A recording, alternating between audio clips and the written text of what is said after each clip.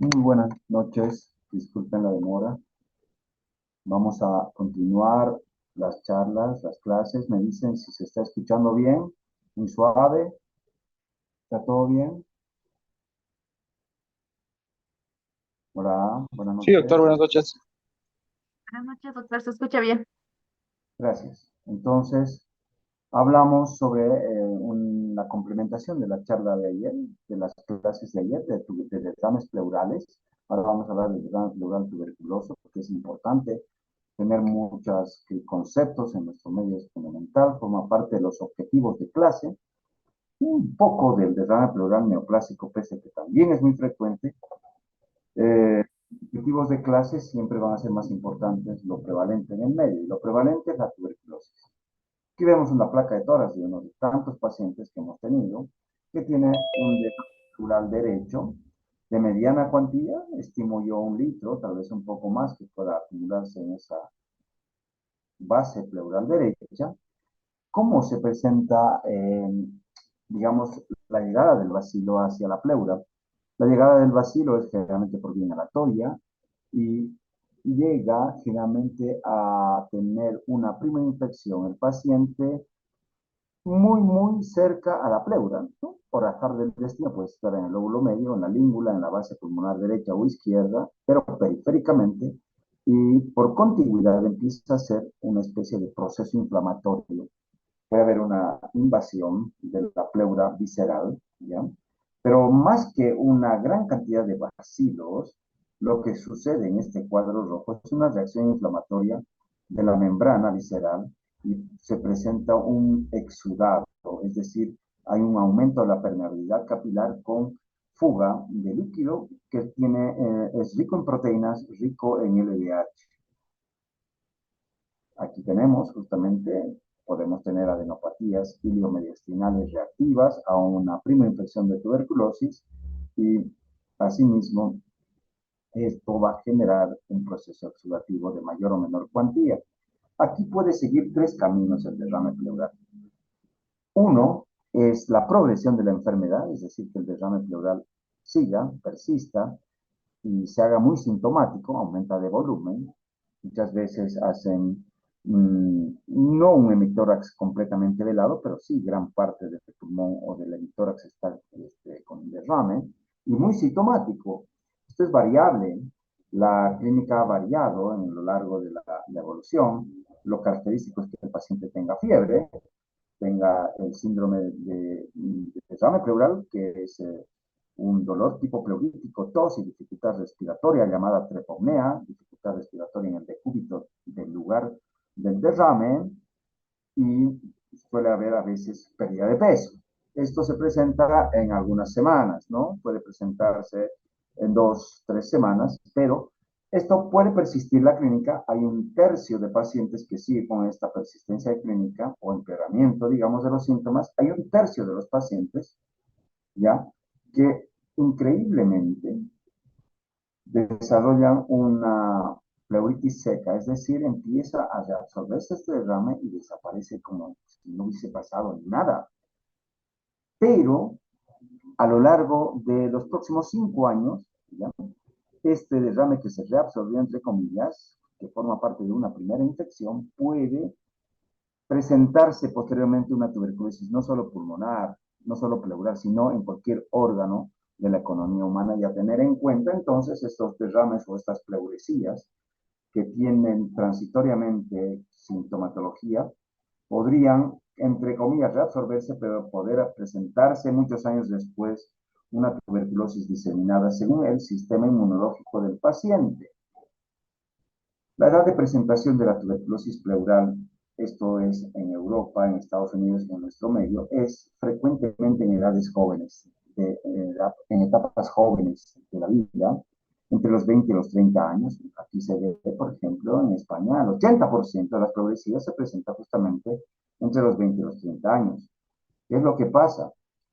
Como sabemos, ingresa el bacilo de Koch, es presentado por la célula presentadora de antígeno, ¿no? Inicialmente trata de fagocitarlo, pero no lo puede y no lo debe, a través de la interleuquina 12 a los linfáticos, ¿no? A los ganglios linfáticos, viajan a través de los capilares linfáticos a los ganglios linfáticos iliomediastinales, y ahí empiezan a haber una especie de expansión clonal, y hay una sustancia importante ahí, que es el interferón gamma, que juega un papel importantísimo. El interferón gamma se puede medir en sangre como señal de una tuberculosis inicial, de una infección tuberculosa. El interferón gamma, además de expandir la célula CD4, facilita también la presentación hacia otro tipo de linfocitos TH1, los cuales van a facilitar, a su vez, que los macrófagos que inicialmente fueron a tratar de fagocitar al bacilo de Koch, pero no lo lograron, porque son, digamos, muchos de ellos ácido alcohol resistentes, ni con todas sus anticuerpos opsonizantes, etcétera, lo pueden lograr, empiezan a llamar más monocitos que se transforman en macrófagos, pero esta vez justamente facilitados por esta interleuquina 2, interferón gamma. Estos macrófagos ya tienen, digamos, producción de enzimas lisosomales que van a ayudar a producir una verdadera lisis o por lo menos contención de los bacilos. Son las células multinucleadas tipo Langerhans que forman parte del granuloma de tuberculosis. Entonces, esta activación macrofágica, ¿no?, tiene una importante producción de interferón gamma, interleuquina 12, quinoquinas, expresión de moléculas CM1, interleuquina 6, y hay algo que al último, que son enzimas que justamente pueden dosarse en la pleura, como la virosindaminasa, la lisozima pleural y la neapterina. Mismo el interferón gamma, ya lo vamos a ver. Entonces, cuando uno tiene un derrame pleural, generalmente es amarillo pajizo, ¿ya? Y cuando hace un recuento celular es a predominio de más de 500 células a predominio linfocitario, un 70%, no relación de 2/3 partes o más a predominio de células mononucleares linfocitarias, ¿ya?, con escasas células mesoteliales porque se van presentando como pequeños granulomas, ya van a ver en toda la pleura, parietal, con pocas células mesoteliales, y uno con esto va a hacer en nuestro medio, desde hace más de 20 años, el dosaje de la adenosine cuando está por encima de 45, tiene una sensibilidad más del 90%, casi 95%, pero una especificidad no tan alta. Pero a mayor nivel de ADA, más específico se vuelve. Ya vamos a ver un cuadro.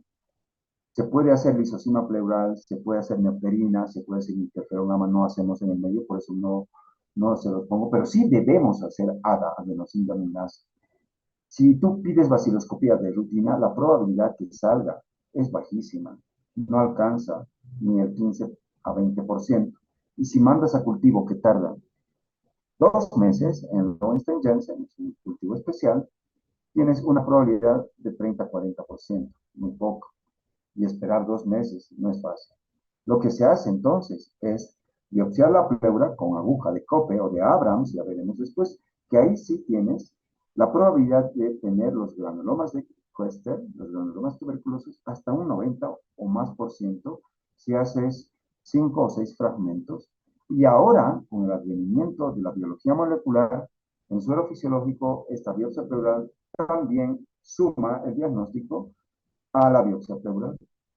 Cuando vemos los valores de ADA, vemos en el eje de las abscisas, vemos 4 tipos de derrames, el tuberculoso en uno, neoplásico, linfoma y otros, y vemos los puntos de corte de ADA, vemos que 45 es un punto de corte que se ha dado en nuestro medio, por lo menos, en gran parte de los países, porque aquí prácticamente todos los derrames o los exudados tuberculosis están por encima de 45.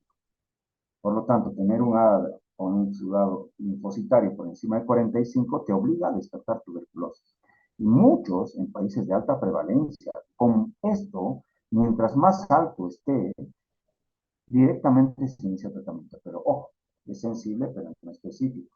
Sabedores que hay linfomas, que hay algunos procesos, inclusive tumorales, que pueden tener ADA elevado. Entonces, Es siempre bueno contar con la presencia de una biopsia para complementar y certificar el diagnóstico, porque no es un tratamiento de 10 días, ¿no? Es un tratamiento que dura 6 meses. Y muchas veces los pacientes, si no están confirmados realmente, pues muchas veces se abandonan. Este es un gráfico donde se ve en los países de alta prevalencia como el valor predictivo positivo, en verde, perdón, en anaranjado, de adenosina es, a medida que va subiendo, cada vez más predictivo. Y en países de baja prevalencia, el valor predictivo negativo, ¿ya?, es no tan elevado. Esto es un gráfico que tal vez no se vea bien, pero es la combinación de variables. Hay varias variables que se han estudiado desde el 2000 hasta la fecha, sobre todo desde el 2000 al 2010, para confirmar el diagnóstico, porque la baciloscopía y el cultivo tenían baja rentabilidad. Entonces, una vez que apareció el ADA estaba metido en casi todos los estudios, punto, y de tratar de discriminar ADA, búsqueda de ADN del Mycobacterium por diferentes técnicas, interferón gamma, exudados linfocitarios, ADA y cociente de linfocitos neutrófilos, etcétera, etcétera. Y fíjense, en casi todos los estudios donde está el ADA metido, tiene una sensibilidad por encima del 90%. Es decir, la probabilidad de que sea tuberculosis es alta en exudados linfocitarios, aunque no sea netamente específica. Pero fíjense que cuando se suma la detección del ADN, ¿no?, estas técnicas moleculares, ¿ya?, la especificidad llega casi al 90%. Y en otras, también aumenta en algunos estudios la sensibilidad y especificidad más del 90%. Por lo tanto, es importante en todos los derrames tuberculosos tener acá dice 35, pero en realidad eso es para pericardio, nosotros usamos 45 en Bolivia.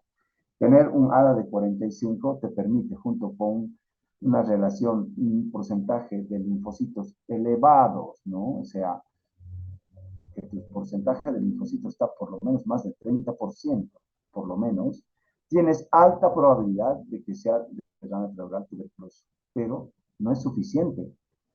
Comparado con otras enzimas que se han estudiado, pues la neopterina no tiene muchos estudios, la lisozima pleural es buena, se utiliza junto al ADA en España y en algunos países, lo mismo que podría hacerse el interferón gamma, pero en nuestro medio no lo tenemos, por lo tanto no se usa. El lipoarabino manano, que es un componente de la pared del complejo micobacteriano en tuberculosis, no tiene utilidad clínica y no aporta mucho en el dosaje. Por lo tanto, para hacer diagnóstico de tuberculosis pleural con evidencia, tenemos la biopsia pleural transparietal, hoy día hemos hecho una, que además de que podamos tener baja sensibilidad, o sea, probabilidades de diagnóstico en la extensión de 100 miers en el cultivo es baja. Pero la búsqueda de granulomas, chicos, o sea, en la histopatología, es alta. Generalmente, si sumas todo esto con el líquido pleural, más del 90%. Y si a eso le haces un GeneXpert de la biopsia pleural, esto aumenta muchísimo, ¿no? Muy específico. El ADA tiene que estar presente inicialmente en todos los derrames pleurales de Bolivia. Entonces, si yo sospecho un derrame pleural, que puede ser tuberculosis por clínica, le hago el citoquímico más ADA, el ADA pleural es más de 45, ¿ya? Entonces, si es más de 45 y estoy viviendo en un área prevalente, en el trópico, por ejemplo, si mi paciente es joven, si tiene una relación linfocitos neutrófilos más del 70%, ¿ya? Entonces es muy probable que sea tuberculosis pleural y si no tengo un neumólogo que me haga las biopsias o un patólogo, puedo iniciar tratamiento, ¿ya? Si es un área de baja prevalencia, ¿ya? Caramba, en nuestro medio, como trabajamos en hospitales de tercer nivel, tenemos la obligación de hacer no solo el cultivo BK del líquido pleural, sino biopsias. Y de la biopsia hacemos el estudio de búsqueda de GeneXpert del ADN de la micobacteria. Con esto tenemos altísima sensibilidad y especificidad para iniciar un tratamiento de 6 meses. Pero si sale bajo, probablemente tengamos un 95% de chances de que no sea y se puede pensar en otras causas, ¿ya?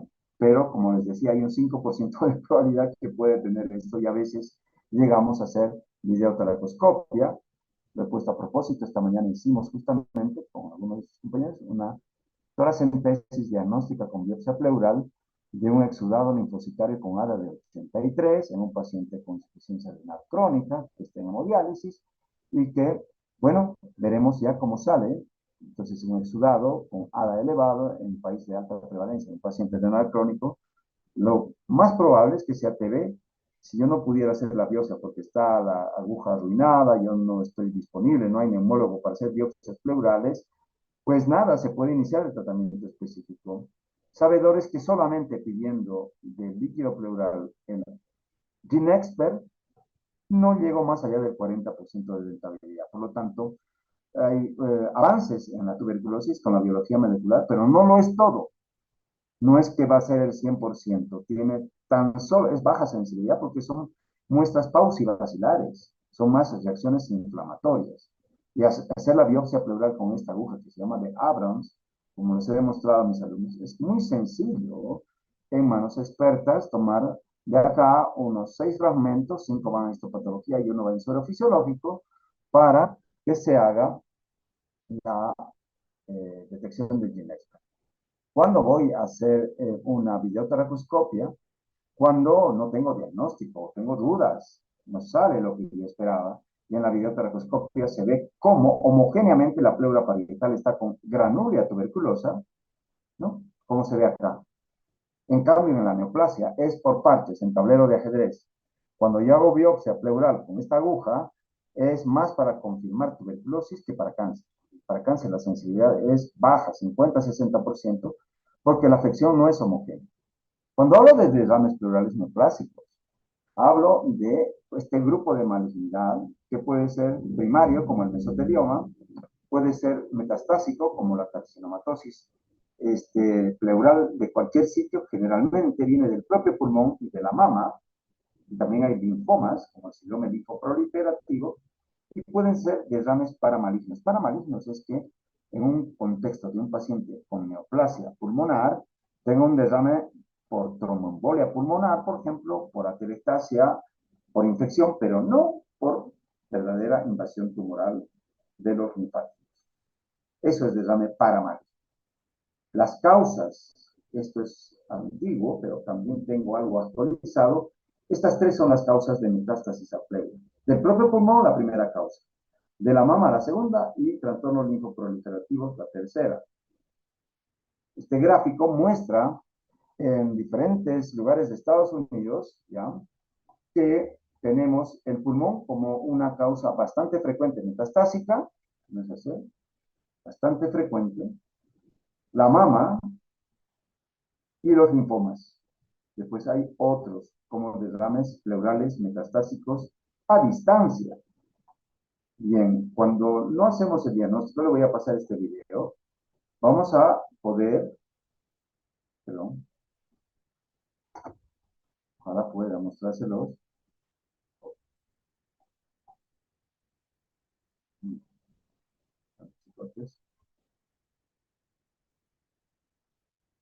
Me dicen si se está viendo, por favor. Hola, ¿se está viendo?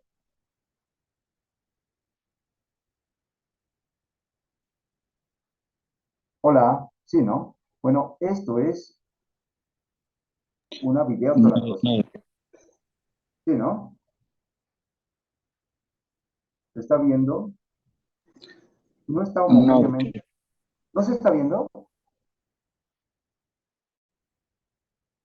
No están en clases. Ayúdame, por favor, si se está viendo o no. ¿Se ve o no el video? no, no. Ya, un rato paramos. Voy a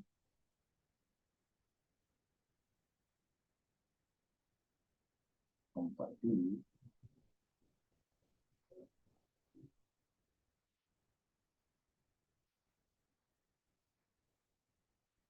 Ahora sí, ¿no? Sí, doctor. Esto es lo que llamamos videotoracoscopia, donde se ve el exudado pleural. en la pleura visceral y parietal, ¿ya? Y donde se hace la biopsia habitualmente es en la biopsia parietal. Obsérvese que la pleura parietal no está homogéneamente tomada e infiltrada. Después de hacer aspiraciones del líquido, uno va y puede tomar biopsias en las zonas sospechosas. La probabilidad que con una aguja de Abrams a ciegas biopsias y salgas estos implantes tumorales vistos por dentro es del 50-60%. En cambio, por videotoracoscopia, viendo es otra cosa, ¿no? Obviamente, no en todos los hospitales hay, tendemos a que se haga esto con más frecuencia, ¿ya? Y con esto tienes, pues, definitivamente un rédito diagnóstico del 100% porque estás tomando la muestra, ¿no? In situ, ¿no? Además, que estás sacando líquido pleural para estudio, ¿ok?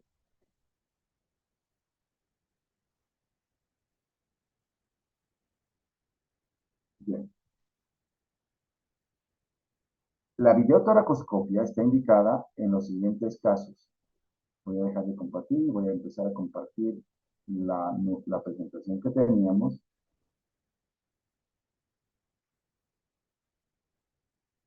La pleuritis tuberculosa, la pleura está homogéneamente tomada y tiene más rédito la biopsia a ciegas, la biopsia por aguja de cope. En cambio, una neoplasia, ya, la probabilidad, porque más está afectada la visceral que la parietal, es la mitad, 50-60%. En cambio, esta es más del 90%. ¿Cómo es el camino a seguir? Yo hago una toracentesis, primero tengo que ver un trasudado o un exudado, si es trasudado trato la causa, insuficiencia cardíaca, insuficiencia renal, cirrosis, pero si es un exudado, tengo que ver el tipo de células que están predominando. Si es polimorfo nuclear, probablemente tenga neumonía, o sea, un derrame paraneumónico, que ayer hablamos. Ya veremos si está simple o complicado, ayer lo hemos hablado. Pero si es el predominio linfocitario mononuclear, hay dos opciones, que sea tuberculosis y neoplasia. Fuertemente, esto se lleva más del 80% de las causas. Otras causas menos frecuentes son asociadas a colagenopatías, lupus, artritis reumatoidea, pilotórax, etcétera, etcétera, más raras. ¿Y qué hago aquí? Para tuberculosis siempre hago ADA, sobre todo si está alto, confirmo con biopsia pleural con aguja. Si después de dos biopsias, o una, según, y dos citologías, no tengo diagnóstico de tuberculosis o cáncer, recién voy a hacer la videotoracoscopia diagnóstica. Aquí tenemos un algoritmo de la Sociedad Española de Neumología, donde es más o menos lo mismo, solamente que hacemos en el caso de la, se hace una tomografía, ¿ya? Y si el paciente tiene un ADA de más de 45 en nuestro medio biopsia pleural, pensamos en tuberculosis pleural y empezamos el tratamiento en tuberculosis pleural. Perdón, creo que he tenido un pequeño. Bien, hacemos el tratamiento de tuberculosis pleural si confirmamos con biopsia y GeneXpert, ¿ya? Pero, cuidado, si el derrame es cero hemático, ¿ya? Aunque la citología sea negativa una o dos veces, vamos directamente a hacer toracoscopia porque la probabilidad de neoplasia es alta. Y ahí ya veremos qué hacemos, ¿no? Ahora, puede haber derrames pleurales de otra causa y también está indicado o la videotoracoscopia o tal vez otros estudios como broncoscopia. Esto, por ejemplo, era un derrame pleural de un año de evolución. Son exudados linfocitarios con ADA bajo permanentemente, biopsias inespecíficas que decían pleuritis crónica inespecífica, sin células tumorales, repetidamente, un paciente con insuficiencia renal.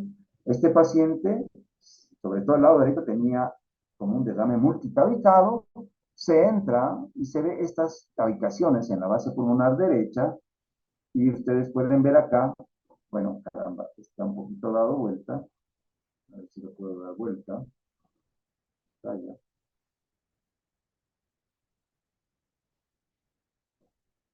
no, no lo puedo. Se ve justamente en la toracoscopía,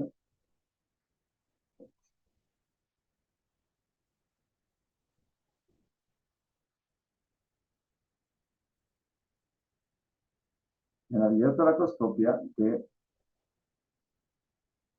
había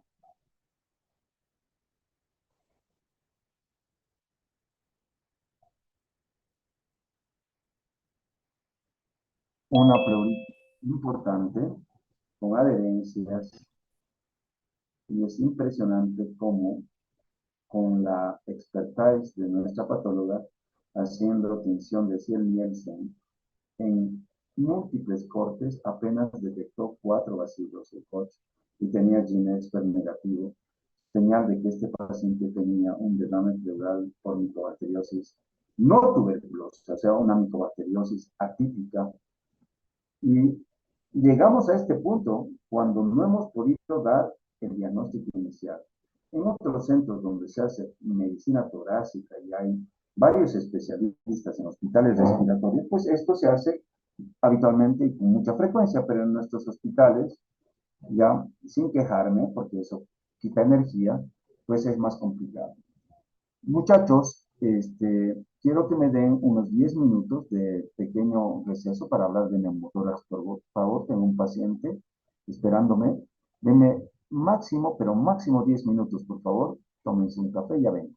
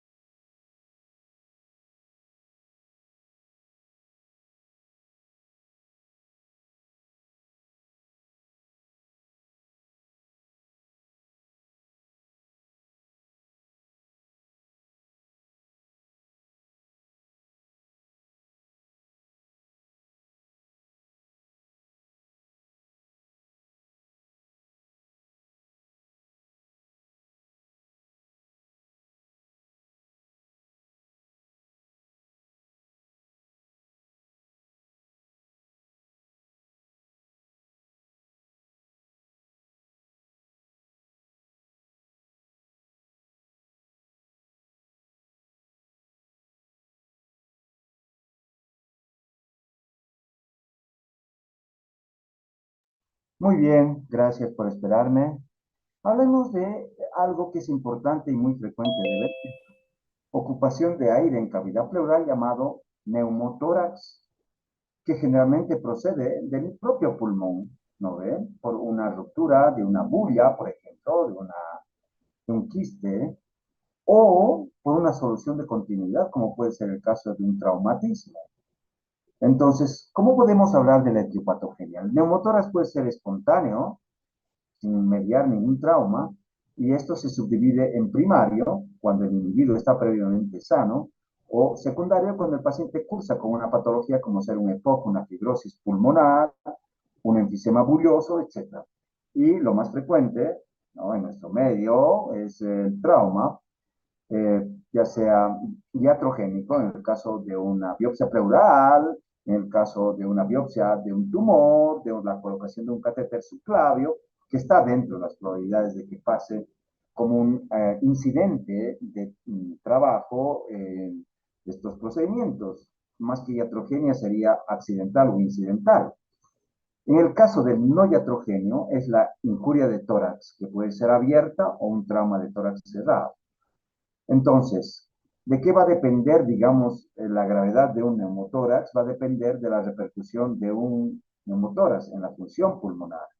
Aquí podemos ver grandemente cómo hay aire que está colapsando el pulmón y casi en su 100% de probabilidades. El colapso pulmonar va a producir que haya presiones transpulmonares cero, no haya diferencia de presiones, no haya expansión torácica, lo cual va a reducir mucho la función pulmonar ventilatoria con disminución de la capacidad vital, capacidad pulmonar total y capacidad residual funcional. Suele haber normalidad en el volumen de reserva o el volumen residual. La difusión suele estar disminuida, hay hipoxemia, hay hipocapnia, la diferencia alveolar arterial que hablaremos mañana está elevada, hay desequilibrio de la ventilación-perfusión y habitualmente el porcentaje va a depender del neumotórax, justamente el deterioro de la funcionalidad del paciente. ¿Cómo se manifiesta, digamos, un dolor torácico espontáneo, ya sea primario, previamente sano, o con pulmón patológico? Un dolor torácico de tipo pleurítico intenso, puntada de costado, disnea y tos, pero de inicio súbito, agudo. Ese paciente a la inspección va a tener un abombamiento del hemitórax, disminución de la expansibilidad a la inspección, a la palpación, las vibraciones vocales están no transmitidas, cero, y cuando tú percutes está hipersonoro. No hay murmullo vesicular. ¿Qué hablamos o cómo se llama el neumotórax hipertensivo? Esa es aquella emergencia médica donde tiene todo esto, pero además se asocia una insuficiencia respiratoria con tendencia a la inestabilidad hemodinámica, con hipotensión, y en la radiografía se ve cómo hay una sobredistensión pulmonar que desvía estructuras mediastinales hacia el lado contralateral. Como puede verse en este esquema, hay gran cantidad de aire, ¿no?, que está colapsando un pulmón y que me está inclusive comprimiendo el mediastino, desplazando hacia el lado contralateral, aplanando el diafragma. Entonces, el deterioro hemodinámico es producto de la disminución del retorno venoso, ya como se puede ver en esta radiografía. Nosotros vemos que ese es el pulmón colapsado y el resto es aire. O acá en esta tomografía, y claramente vemos que tiene una bulla aquí adelante, apical, este paciente, y probablemente esto se debió o fue la ruptura de una o otra bulla que le produjo el neumotórax, que afortunadamente acá ya tiene un tubo de tórax. Esto es muy frecuente de ver. La bulla está ahí. ¿Cómo calculo el porcentaje de neumotórax? Hay varias fórmulas. Una a ojímetro, se podría decir, que más o menos cuando está acá un tercio del pulmón tomado, una lengüeta periférica, es del 10 al 15%. Cuando se va hacia abajo, es del 20 al 30%. A la mitad del pulmón será el 50% y las terceras partes será el 70%. Pero la forma ideal de calcular, porque son en tres dimensiones, es esta que ya les voy a mencionar, uno de la línea media calcula el borde del neumotórax visible, ojalá en inspi y expiración, hay que hacerlo lo más visible posible. En el sistema de radiología que tenemos, el PACS, nosotros podemos hacer un juego de imágenes, de densidades, inclusive cambiamos, ¿no? Y cambiamos, digamos, la densidad blanco en negro y negro en blanco, y podemos ver el borde del neumotórax. Medimos de la línea media hasta acá el diámetro que se llamaría A, ¿ya? Del tórax, sobre el diámetro B de la línea media al verdadero hemitórax, ¿no? Todo esto hacemos al cubo, ¿ya? A sobre B al cubo multiplicado por 100, y ahí sacamos el porcentaje de afección, que en este caso sería 78%. Esa es la fórmula de Light, ¿ya? A al cubo sobre B al cubo por 100. Es una de las formas que más utilizamos cuando el borde del hemitórax colapsado se puede ver en toda su integridad, pero no siempre se puede ver. A veces se ve, y este es un método antiguo, el cálculo con un porcentaje, que suelen haber, digamos, en los libros antiguos, esta correlación de centímetros y porcentaje, donde hacemos tres distancias medidas. A hacia la parte apical, B hacia la parte superior, en este caso derecha, y C en la base. Todo esto entre 3, ¿ya? Esta distancia interpleural dividida entre 3 en centímetros, correlacionamos a esta tabla, digamos, todo esto salió 4 centímetros, esto es de un 40% aproximadamente. Hay el método de REA, muy parecido, ¿ya? Pero no les voy a complicar, con que me sepan el criterio de Light y puedan tener esto de acá, ya podemos, o el de ojímetro, ya podemos saber qué más o menos está pasando. Caramba, aquí no he podido, si ustedes me permiten, ha habido algún problemita en esto que se llama visualización de los colores. Ahora sí, disculpas. Este es un paciente sano, entre comillas sano, que en realidad no está sano del todo, y se tuvo una bulia apical. Este es un paciente generalmente joven, leptosómico, suele fumar o no, y suelen cursar con bulias apicales de nacimiento. Esta incidencia es en realidad prevalencia de 10 a 25 por cada 100.000 habitantes, ¿ya? Y suelen surgir en reposo o después de haber hecho una mínima o gran actividad física. El 30% se resuelve generalmente con un drenaje, pero cuidado, torácico, pero cuidado, que un tercio de estos pacientes recidivan en los 2 primeros años de este primer evento, y por ese motivo hay que estudiarlos a estos pacientes. Es para mí un acto medio irresponsable drenar un neumotórax espontáneo primario en un paciente que estaba con 30%, digamos, le expandes, le quitas el tubo y lo mandas a casa. No, tienes que estudiar la posibilidad de que tenga bullas, porque puede que este individuo, al viajar, digamos, a, qué sé yo, La Paz, en el viaje le dé un neumotórax y puede morir. Entonces, porque recidiva, ¿no? Un tercio de estos en los primeros años. Este paciente leptosómico, que tiene esto que llamamos bullas apicales, ¿no? O bullas subpleurales. Se hace entonces un estudio, puede ser también portador de EPOC, asma, puede tener infección por neumocistis cerevisiae, algunos, y hemos tenido en el hospital el año pasado, un quiste roto hidatídico que ha debutado con hidroneumotórax, histiocytosis X. Estos son los que llamamos espontáneos, pero secundarios a enfermedades pulmonares conocidas o que recientemente se conocen. El catamenial, por ejemplo, es algo raro, igual que la hemoptisis catamenial. Esto se presenta porque el día de los periodos menstruales en mujeres de hábito leptosómico también tienen esta ruptura de algunos bleps pleurales y hacen hidroneumotórax o hemoneumotórax. La pentamidina, que se utiliza para prevención de la neumocistosis cerevisiae, antes llamada Carini, es una de las causas también de neumotórax, el oxígeno hiperbárico. A ver, en La Paz se utiliza mucho la medicina hiperbárica para tratar no solamente la hipoxemia hipovárica de la altura, sino también infecciones anaeróbicas, infecciones por bacterias gram negativas, pero también se utiliza con otros fines que yo honestamente desconozco. Parece que también sirve, no sé cuál es el nivel de evidencia, en enfermedades de tipo degenerativa.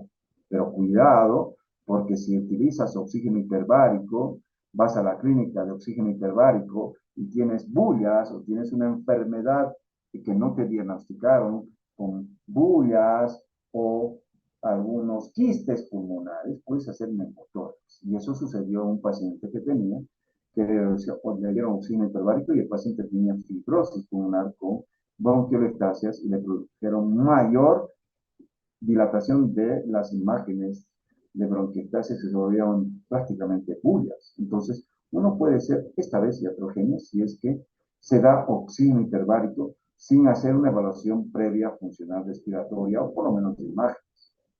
Secuelas de tuberculosis, malformación adenomatoide quística, una malformación congénita. El iatrogénico es por lejos, por acceso venoso subclavio, ¿no? Derecho o izquierdo es más frecuente, función biopsia transtorácica, transbronquial sin fluoroscopía, colocación de marcapasos, asistencia respiratoria mecánica, cirugía de abdomen, o como se ve acá en esta radiografía, un verdadero enfisema subcutáneo difuso con las estriaciones del pectoral mayor, aire subcutáneo que está en la región cervical, supraclavicular, inclusive en el abdomen. Hay inclusive marcaciones de un ilio de este pobre paciente que, bueno, seguramente hizo parotrauma, ¿ya? Y hizo un enfisema subcutáneo asociado a ventilación mecánica. Esto afortunadamente ya no se ve, pero se suele ver y se vio bastante en el COVID. El tratamiento va a depender del tamaño. Si es del 10 al 20%, habitualmente es lo que llamamos watch and wait, observación y seguimiento, reposo y oxigenoterapia. Hemos tenido una paciente, una doctora, que hizo un neumotórax de un 20 a 30%. Hicimos aspiración simple y observamos y después vimos que en la tomografía ya no tenía y se fue a su casa. Esta paciente hizo un neumotórax espontáneo parece primario, en realidad no había imágenes quísticas ni de otro tipo. Si es más del 30%, hay que colocar un catéter delgado, ¿no?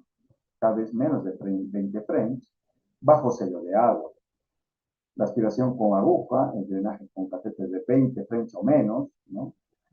Hay que descartar fístula broncopleural y el tratamiento quirúrgico se reserva para casos recurrentes. Esta colocación de un catéter subclavio es cuando el neumotórax es masivo o, digamos, de tipo hipertensivo. Inmediatamente colocas una aguja, te conectas a una llave 310 y aspiras. Y aspiras y aspiras y aspiras, ¿no? O haces que salga el aire para salvarle la vida a un niño o a un paciente que después de un catéter venoso subclavio hizo un neumotórax, ¿no? Eso es lo primero que tienes que hacer. Ojalá todos tengan esta válvula de Heimlich, que no siempre lo tienen. Generalmente es en segundo espacio intercostal, línea media clavicular, en sentido anteroapical. ¿Ya? Esto es prácticamente un drenaje de emergencia. Esta es la válvula de Heimlich, que tiene una unidireccionalidad del flujo aéreo y se coloca ya muchas veces a celo de agua o a un frasco de 3 que ya no se encuentran. Actualmente tenemos el llamado Pleuravac, ¿ya? Y para terminar, hablamos de el hemotórax. El hemotórax es el acúmulo de sangre, esto se habla más en cirugía de tórax, generalmente producido, a diferencia del derrame pleural hemorrágico, por lesión penetrante y lesión de vasos sanguíneos. Un hemotórax masivo es una urgencia donde por lo menos tiene que tener 1500 cc por cada cavidad y tú tienes definitivamente que actuar de inmediato. Puede producirse colapso y en este caso las causas son generalmente traumáticas, trauma de tórax cerrado, el crush syndrome, el crush injury, ¿no? Es el trauma del paciente que está en el volante, ¿ya? O un balazo, un impacto de bala, ¿no? ¿Dónde procede la sangre? ¿Por qué el hemotórax? Porque tenemos acá vasos intercostales, pues, importantes, ¿no? Muchos vasos sanguíneos y toda la circulación bronquial, que es nutricia y que tiene alta presión, aparte de la circulación pulmonar. Entonces tenemos gran cantidad de vasos sanguíneos y otros órganos que pueden ser también pasibles a este acúmulo de sangre progresivo, ¿ya?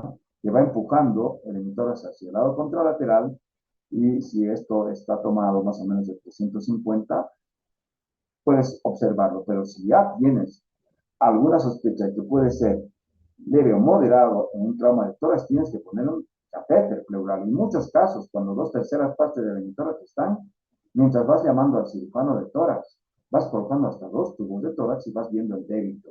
Acá, por ejemplo, vemos un trauma de tórax con 3 fracturas en un solo lado, que tiene un derrame pleural. Esto probablemente sea hemotórax. Tú le tienes que poner un tubo de tórax. Si el paciente tiene hipotensión, datos de hipovolemia, está con esta radiografía, ese paciente está ansioso, ese paciente tiene probablemente esto, un hemotórax masivo, y tendrás que actuar inmediatamente, o este otro, con desplazamiento. Si debes colocar el tubo de tórax, tienes que colocarlo en un triángulo de seguridad que está formado por la línea del pectoral mayor, por el borde del dorsal ancho, la mitad. Trazas una línea media en la mitad de la línea axilar media, y como base de este triángulo de seguridad está la línea que corre por la mamila. En ese triángulo es donde se coloca el tubo de tórax, ¿no? Haciendo la incisión, el corte, la visualización del tracto subcutáneo, haciendo este pequeño desplegamiento con el dedo y insertando, ¿ya?, el tubo de tórax con una pinza de rama larga y curva, cosa que conectas inmediatamente al tubo de tórax en sello de agua para ver justamente, estas son las fijaciones externas, el débito.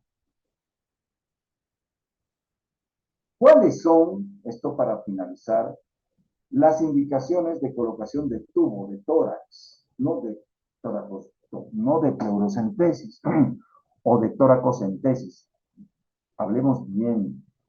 Cuando pones un tubo de tórax o tubo de toracostomía cerrada, se llama, bajo sello de agua, cuando hay sospecha de hemotórax moderado a severo, cuando el hemotórax es más del 30%, cuando hay pus en cavidad, cuando hay quilotórax, y cuando tienes derrame pleural neoplásico y quieres hacer una pleurodesis química y el pulmón se ha expandido después de la colocación de tubo. Estas son las indicaciones, por favor, de toracostomía cerrada. Y anótenlo bien, porque como decimos siempre los docentes, esto estará presente en el examen. Queridos colegas, mañana nos vemos a las 8, ¿de acuerdo? ¿Tienen preguntas? Son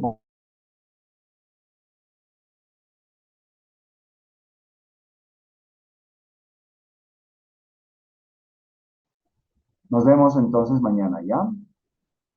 Espero que no ha habido problemas durante la presentación. ¿Ha estado todo bien?